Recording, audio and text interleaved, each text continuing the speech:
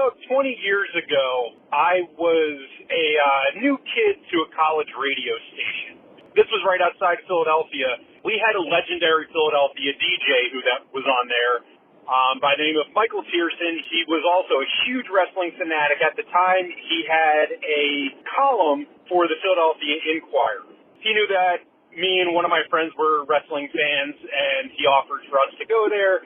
And it was cool because at the time we were able to get press passes. We were able to be part of the press, which also included some backstage privileges and stuff like that. But I felt weird going backstage at a wrestling show, not really, knowing anybody. I was just excited because Bam Bam Bigelow's on the show, the Road Warriors were on the show, and it was going to be this really great show. I see where the press area is, and I see that there's all these guys from Japan that are in a press area.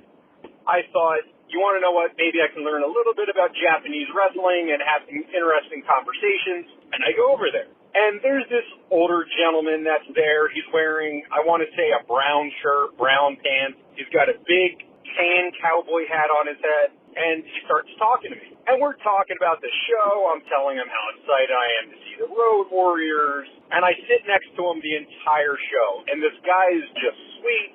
The show ends. It was an amazing show. I'll never forget. At the main event, it was unintentional. Bam Bam Bigelow goes over the top rope, snaps the rope. The guy laughs about it, says, that's happened to him 1,000 times, and he walks away. And then 2 seconds later, Michael Tierson comes up to me and he says, so, did you get an interview? I'm like, what do you mean, did I get an interview? And then he looks at me like I have 3 heads, and he's like, what, you didn't realize that you were talking to Stan Hansen the entire time? Poor Stan Hansen had to watch the entire show, or maybe he was entertained by it, listening to some young, inexperienced, thinks he knows more than what he actually did wrestling fan, who was just there to have a good time. And it's something I'm never going to forget, even though he probably did by the time he got to the back.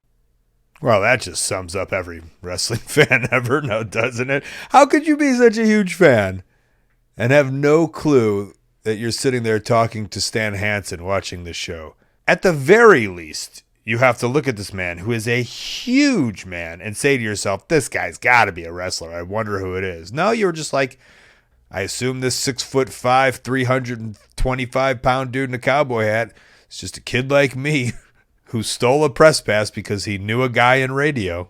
Well, at the very least, it did make for a fun story and probably pretty cool to hear all of Stan Hansen's commentary during the show. But, I mean, you didn't even know it was Stan Hansen, so that commentary was probably useless to you. You're just thinking some guy. The same way he was thinking it's just some dumb kid, you were just thinking this is just some dumb guy talking about the wrestling. So you really missed out, and you really fucked up. Unbelievable.